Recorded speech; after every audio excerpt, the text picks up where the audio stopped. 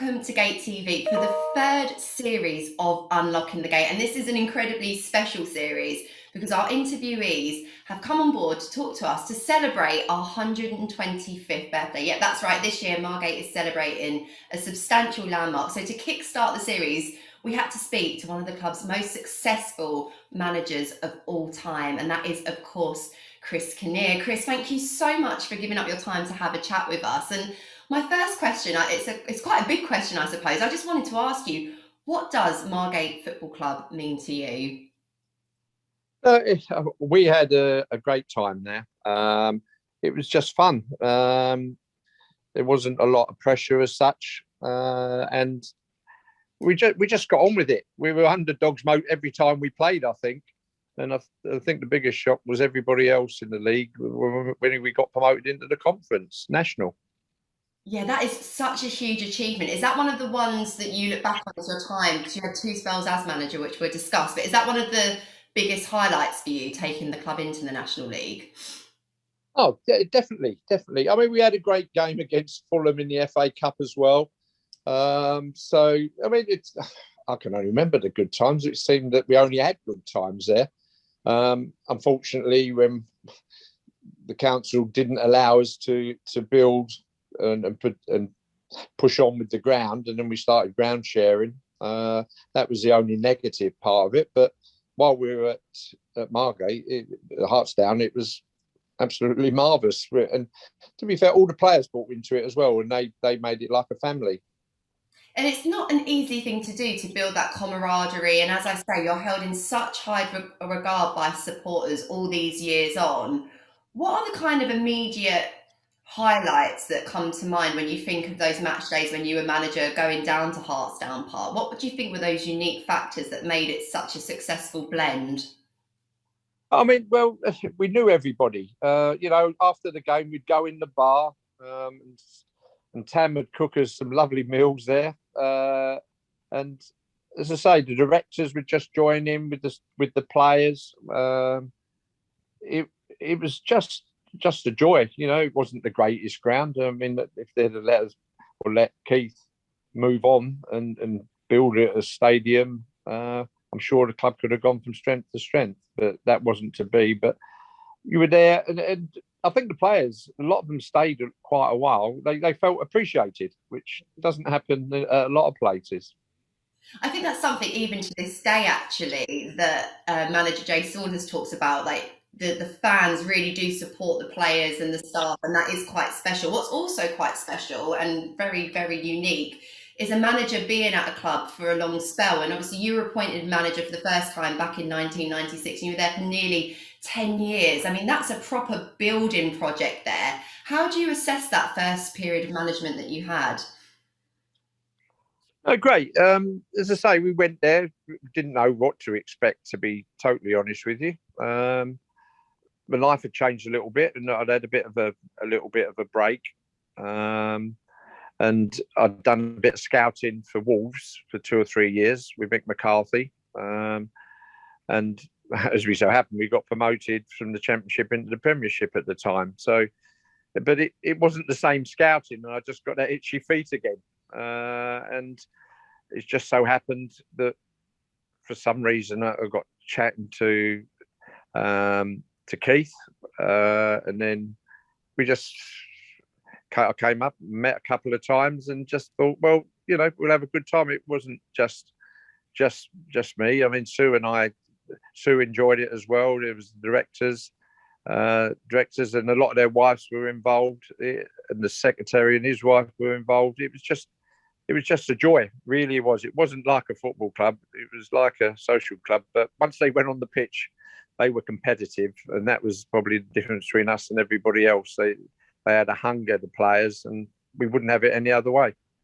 And to be a manager for such a long time, I suppose keeping that competitive spirit, keeping the squad fresh and so on would have been a bit of a challenge. Did you find the playing style that you implemented at Margate, did that evolve at all? Or did you like to stick to a sort of certain recipe and then just bring in players as and when you needed to? It evolved, but again, I'd probably, if we'd have talked about it, people thought we were a little bit negative, but we were playing possibly like Liverpool play now. Obviously, not with the same players and no Salah, but we pressed people high up the pitch. They didn't get much time to play that out from the back, the other sides, and we didn't let many goals in. And we were in the top 2 or 3 top goal scorers in the league. You know, Phil Collins, top goal scorer in the league, and to be fair, Sykesy as well. So you know, we attacked and just wanted to go for people. And you know, when they had the ball, we didn't just watch them. The lads just wanted to get the ball back as quickly as possible. But yes, it evolved. But you know, we weren't going to tell people exactly how we played, and it was a lot different. And a lot of people took umbrage to it and thought we were trying to be negative. But when you score more goals than everybody else in the league, I don't think that's negative. It's just we weren't there to watch them play. It was to make our supporters be proud of the team. And that was very important to me, and it was to the players. It was all about the club and the supporters. It wasn't about them. We didn't have any big time players as such. There were players that had just been around a little bit. A few came up from London, and we just got on with it and just try to excite the crowd, really, rather than just sit there and watch other teams play. It's really interesting you say that, because that feels like a theme that's kind of woven in the tapestry of the football club, just to have a team that goes out and works hard and wants to excite the fans. And that's still very much the mantra today. And during that first spell, you managed Margate for over 500 games. That's a monumental amount. But are there any matches that spring to mind for being particularly memorable for good or bad reasons, ones that you especially enjoyed on the sidelines? No, obviously played Fulham. And bust the blood vessel coming there and dancing on the pitch. I'm probably thinking about the game when we went and Nigel Clough, Burton Albion, and everyone expected them to win the league and get promoted into the conference. And his father Nigel was there, Clough, but we'd already won the league before that last game, and it was great. And we even were allowed Phil Collins a penalty. So that was great. That was a great trip. But every time we went away, it was enjoyable. It was, but we had laughs.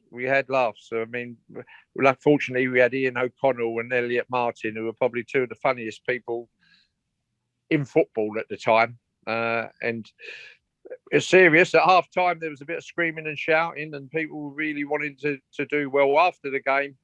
There was no repercussions. We didn't talk about each other. They all got close together, and there's still a lot of them still friends, including, you know, Jay's still got a lot of friends from that time, I would imagine. But every game, we always was in with a chance. We never expected to lose any game, even when we played Fulham.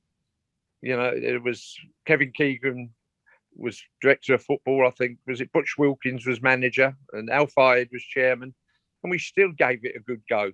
Martin Buglioni, I think he had chances as well, and we only lost by the odd goal. So it was a great.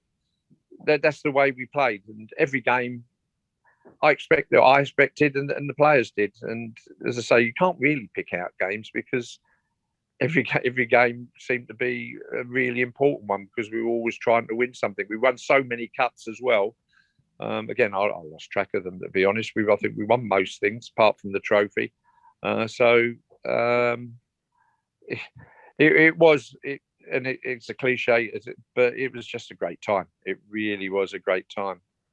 Well, you obviously developed an elite mentality and the energy within the dressing room, that you managed the characters, like you say, to be really competitive, but to also have a good laugh as well. But as a manager, I'm sure there's like fine lines and boundaries. How did you manage those big characters to make sure that you got the best out of them in a Margate shirt? No, I mean, obviously, I had Kevin Rain with me that first time, and the second time, Jake LaBelle, who was really are football people. But, you know, Kevin was all part of that. As I say, I didn't mind what they got up to, really, in a way, as long as when they turned up for the game, they took it serious and they gave 100%. And to be fair, I can't think of any games that they didn't. And I think if you try to be too officious, I mean, I'm a teacher by trade, so I'm used to talking to younger people, if you like, and they they they played hard. I've got to say, after the games, and to be fair, we encouraged it because it got them closer and closer. And as I say, there's still a lot of them still friends. So that's how close they were. And even Jay, when he was at at Maidstone, I remember him saying to me, that's what he was trying to get the close and camaraderie of players, and he just couldn't get that with them at Maidstone. And it took a while, but I had a lot of experience of working with younger lads, all different types of sports. So the main thing was they had a great time, and to say I went out with them sometimes, and it was good crack. Oh, to be a fly on the wall on some of those nights out, I'm sure. And it's really interesting, actually, just having this conversation with you, the synergies between some of the things that you say to interviewing Jay, who obviously is managing the club today. And he talks so much about the importance of a good dressing room, having each other's back, and that kind of chemistry, and how that can obviously be taken out onto the field of play. And we've spoken about the FA Cup, but it's a competition that obviously every football fan treasures above them all. And to have led Margate to go on 2 fantastic runs, that must have been really special for you as well, because I think it is a competition that brings supporters and their clubs even closer together. Yeah, again, if you're successful, it's a lot easier, isn't it? But unfortunately, people think they can be just successful. They were successful. I mean, we trained hard. It was a hard training set for the time. We try to find different training regimes, and it wasn't just to turn up and just play. And everybody knew their role. But as I say, some of the times it was scary. Really, they were ruthless. Really, they just wanted to win so much. But again, you've got to have that within you. But that was part of the homework that Kevin Rain and myself, and later in the second part with Jake LaBelle, we made sure that we had characters that it wasn't about them, it was about the team, and there's 100% what we had. And in that respect, then we knew we had the supporters on our side, and if we did go down, the supporters didn't get on our backs. They rallied the boys, and it was everybody really, right from chairman Keith Piper, Bob Griffiths. It was even the ex-chairman, and that's a lot of years ago. He was an ex-chairman. That was a great time for him. He was all part of the core of people that are real Margate people, and it was so enjoyable. Yeah, that core obviously served you so well, not only in the FA Cup, but not many managers can say that they've led a team to consecutive promotions as well. That really must, to this day, just stand out as being such a highlight for you, not only as a football manager, but as a football person to have achieved that success. What was that particular period like as well? It must have just been high after high. But it was, as I say, I can only remember the highs till the moment. Obviously, we were turned down to build the new ground, and then obviously we went off and ground shared at Dover, I think, and then we ended up in Ashford, didn't we? At Ashford, ground sharing for quite a while, which wasn't easy, and but it was, as I say, that was the latter part, and it wasn't to do with the football. When we had the opportunity to get the players in and show the ambition of the club, and it was a very, very ambitious, and it was hair's breadth of being a league club, I'm sure, but it was just everybody. We used to have Kev the Kit, who was a supporter, and then he ended up working as a kit man. Everybody was just so close. And again, it sounds like cliches, but it was honestly very true.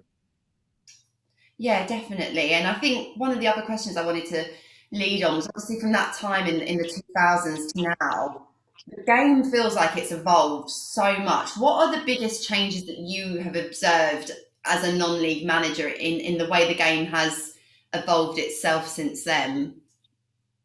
I think, and again, I mean, my son does it. The the players' representatives as well make life a little bit difficult because someone has a good season and then they try to whisk them away to make a few quid. So I think that's made a big difference. Obviously, COVID, that's neither here nor there really. Before the COVID, that made it difficult for clubs because they couldn't really keep players. Whereas at Dover, people would come and offer them a little bit extra, but they didn't have agents that were pushing them to say, "We'll go." They stayed at Margate. They stayed at Margate because they wanted to be with their mates and they wanted to play for the club. Unfortunately, nowadays, agents do think of what's best for them, maybe at times. And that's not all of them, obviously, but so that's why it's possibly a little bit different. But as I say, that's what you've got to aim for. It is a very close club and a very tight knit. Yeah, I definitely can agree with that because I think sometimes in non-league football now you often see players come in and go in, particularly in Kent non-league football. It can be a bit of a roundabout, but it is that kind of idea that not all the players have contracts anymore because of the sort of financial setups and sustainability as well. So it's very rare to find players, and I think Margate this season have one who's been a part of the club from seasons before. So it's definitely a challenge to keep that consistency. Your second spell at the club was a shorter one, but can you tell us your kind of reflections on that and why you came back? I came back because I enjoyed it so much, and I was asked. When I was at Margate, I'd been offered other jobs. A couple in the league the first time, and when I went to Dover, I was offered. But I've managed for 30 odd years. I managed over 1,000 games, well over 1,000 games, maybe 15. It's something ridiculous, but I didn't want to go from club to club. I enjoyed being part of the clubs I've been at, and again, it might sound a little bit silly, but I enjoyed the spectators because you got to know them, and I felt that if I left, I'd let them down. And to be fair, if some of the players left us, I felt a little bit let down by them, really, because I did feel it as part of the family. But and the second time, there was not a question when I was asked to come back. So it's just something that you just make a decision for. I live up the other end of Kent, to be honest, but the travelling didn't really worry about it. My total philosophy is you've got to enjoy yourself. Absolutely, and there's obviously a lot of loyalty between you and the football club. So did that make the decision to go to Dover a really difficult one, both personally and professionally? Well, yeah. I mean, obviously, probably Dover would have been the only one I would have left for because I'd been there for 10 years before Margate, hadn't I? And at the time they were quite the club that weren't really achieving what they should have done, and they were mid-table, I think, of the Conference South, and with some unbelievable players. Really, they were paying quite good money for the league at the time. And I thought, well, let's give it a little bit of a go. Margate then. We didn't quite have a lot, but we were near the top, and it was only, again, not having big players. It just had that little bit of spirit. But it's one of those things. You make a decision, and we went. It wasn't easy at all. I mean, it broke my heart, but it was the only place probably I would have gone. And when you talk to people now about Margate Football Club and your time there, what do you tend to tell them about life at Hartsdown Park? No, it's great, and it's probably a little bit of a sleeping giant, isn't it? It's unfortunately they need the backing of the council a bit as well. All clubs need a bit of that, but they're good. I couldn't say I've never ever and never would say a bad thing about it. And I know Keith is still there. Is still there doing his bit. So it's a good club to be at, and hopefully, Jay can get a good side together and start getting up the league, really. And without wanting to, ask you for formations or to name an 11 as such, but if you were to pick out some players that spring to mind who really did do a stellar job for you as Margate manager, which ones would you pick? Uh, Everybody, again, we were probably a little bit different. We didn't have the big star players. They became stars, but they needed a team. They needed each other. We had at one time we had Mark Harrop going down the right wing, crossing it, and Elliot Martin coming down the left wing. Both our fullbacks, one crossing it, and the other one coming in at the far post and scoring. So everybody needed each other. Obviously, you've got to think about Paul Sykes. Who passed away, but him and Phil Collins were quite exceptional, really. They beat up centre halves. We felt sorry for centre halves because they were strong runners and they'd run this. They were like a brick wall, the two of them. But no, they were all good. Mark Mundy scored a few, scored from midfield. Every one of them. And obviously we had Todgy who went off and played in the Premiership, didn't he, for Reading? So we've had some great players, but they didn't start as good players. But their mates next to them made them good players. But as I say, it was enjoyable. We had a lot of fun. As I say, it was some funny times with Elliot Martin and Ian O'Connell. I must admit that was probably the funniest time I've ever had. Oh, that's really, really good to hear. And bringing it to 2021, one of your former players is now manager of the football club, and planning permission has been given to finally push ahead with the stadium, and we're celebrating 125 years. And I suppose, given everything that's happened in the last couple of seasons, to be still operating is no mean feat. But what do you think the future could hold for a club like Margate?